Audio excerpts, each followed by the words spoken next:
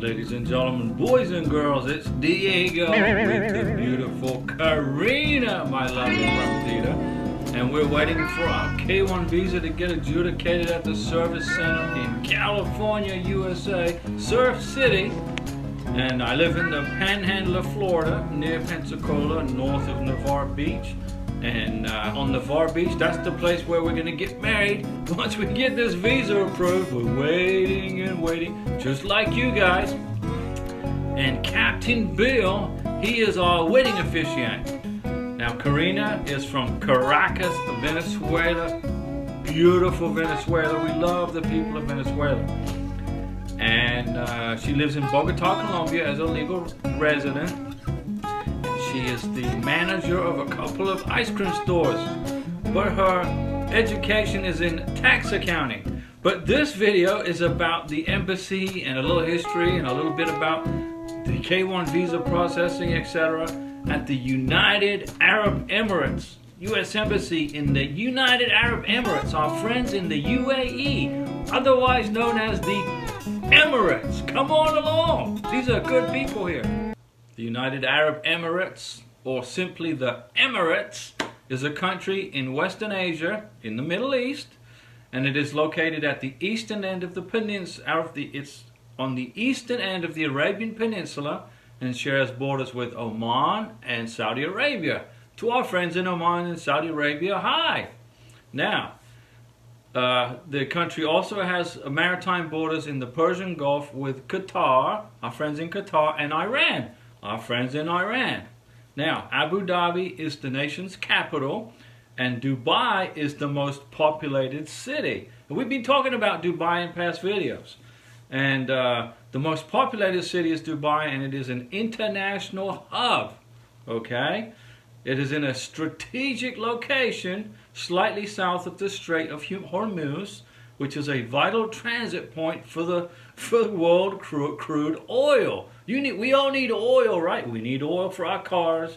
We need oil for our house. We need oil. The computer that I'm making all these videos on are oil-based, so we need lots of oil. Thank you, UAE, for being the hub. Now, the UAE, or the Emirates coast, stretches for nearly 404 miles along the southern shore of the Persian Gulf. Okay, so they got a beach, I'm sure. And it is basically the country is briefly interrupted by an isolated outcrop of land from the Sultanate of Oman. Okay, now 6 of the Emirates, I guess those are regions, are situated along the Persian Gulf, and the 7th, Fujairah, is on the eastern coast of the peninsula with direct access to the Gulf of Oman. So they have a lot of access to water, which is good for transportation especially. Most of the coastline consists of salt pans that extend out about 6 miles. Okay, I don't know what that is in kilometers, I don't care. I work in miles. Now, the largest natural harbor is Dubai, okay, although other ports have been dredged out and they dug all the silt out at Abu Dhabi, Sharjah, and other places. The climate of the United Arab Emirates is subtropical arid, kind of like, I guess, the western United States, with hot summers and warm winters. Although I think the western United States has cool winters.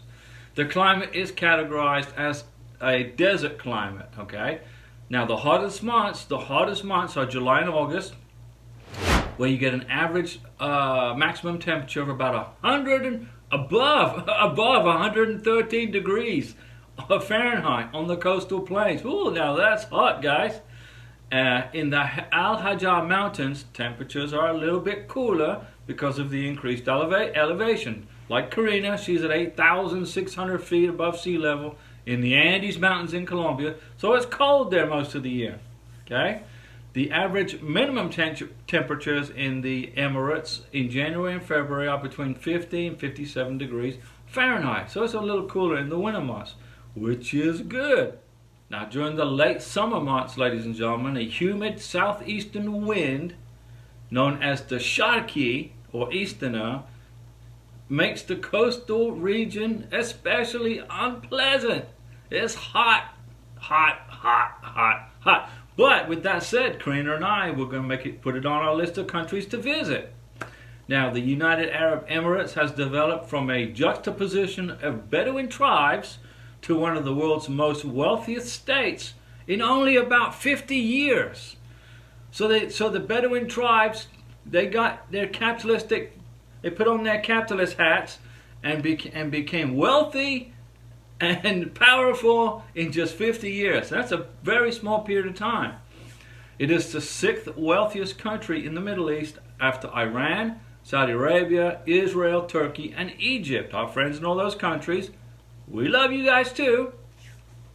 So economic growth has been very impressive and steady throughout the history of this young Confederation of Emirates. Okay.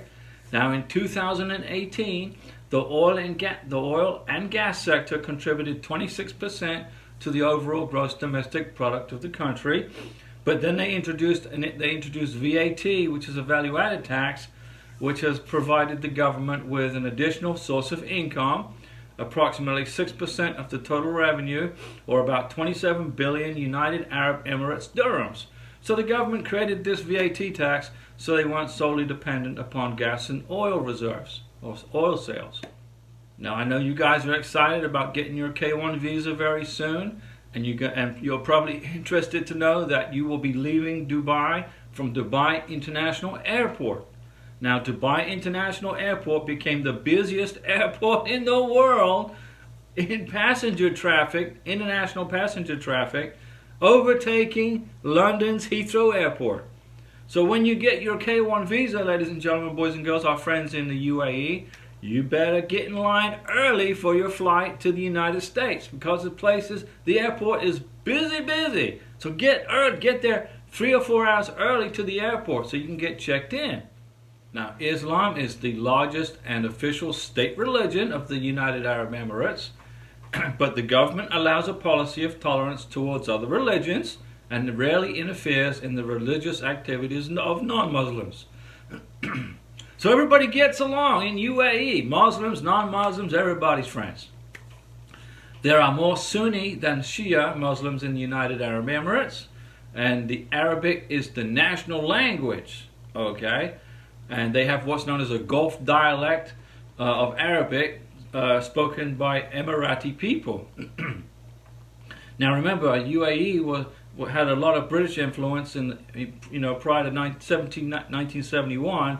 So English is also a primary language in the UAE, and consequently, the knowledge of English is required, okay, to get a job or to fill out forms for applications for employment, etc. So you got to be able to speak English too. Now let's talk about food, my favorite subject. The traditional food of the Emirates has always been rice, fish, and meat, okay? And the people of the United Arab Emirates have adopted most of their foods from other West and South Asian countries, which is good. And they, including Iran, the beautiful people of Iran, Saudi Arabia, Pakistan, India, and Oman. Now, seafood has been the mainstay of the Emirati diet for centuries. So I guess they got so much water and such a long coastline to the water that it's easy to get access to fish. And meat and rice are other staple foods, with lamb, mutton as preferred to goat and beef. So lamb is their favorite meat, and then they like to, check out goat and beef also. But now when you eat lamb, you got to have mint sauce with lamb. I remember eating lamb as a kid when I was in England, and we always had mint sauce with lamb. Popular beverages in the UAE are coffee and tea, and which can be complemented with cardamom, saffron, or mint to give them a distinctive flavor. So they like to put mint in their tea. Popular cultural Emirati dishes include threed, matchboos, kubisa, kamia, and shabab bread, among others. Shabab bread, I think I ate that when I was in Egypt, but it's actually a UAE delicacy. And then you have their lugamat, which is their famous Emirati dessert. I bet it's sweet. But now let's talk about K1 visas and the U.S. Embassy in the United Arab Emirates. In fiscal year 2022, 237 K1 visas were approved by the U.S. State Department for the good citizens of the UAE, United Arab Emirates. Okay, and we're glad you made it to America, ladies and gentlemen, boys and girls.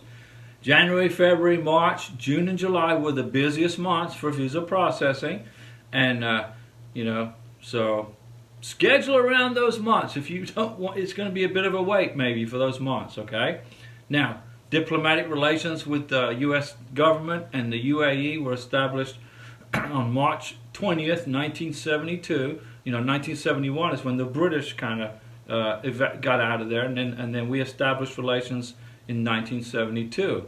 Now the address to the U.S. Embassy is right here. This is the address, okay, in Abu Dhabi. And the phone number is right here if you need to call with questions about visas.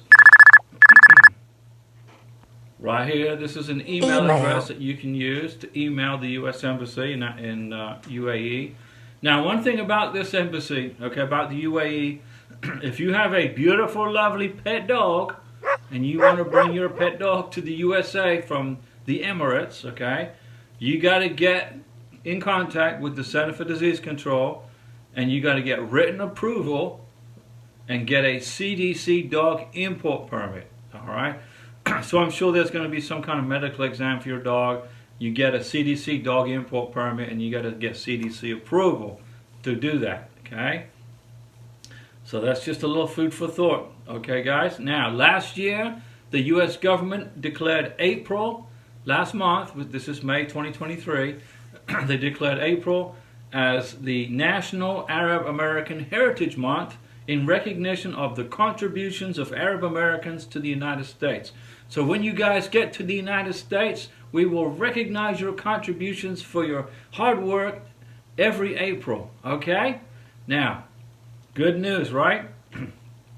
So hang in there, boys and girls, ladies and gentlemen. Soon we will see you with your K1 visa and K2 visas and your passports flying on an airplane to the United States of America from the busiest airport in the world. And don't forget, every Wednesday, Saturday, and Sunday, boys and girls, ladies and gentlemen, is the live stream with Diego. I will answer your K1 visa questions. Now, I'm not an immigration attorney, okay? I'm a real estate agent, but this is my second rodeo, and I'm very familiar with the K1 visa process. And I will help you. I will pull you over the finish line and help you navigate through this maze of stress. But we're going to de-stress you, okay? Thanks for watching. And hang in there. We'll see you guys soon in the United States of America. I'll be back.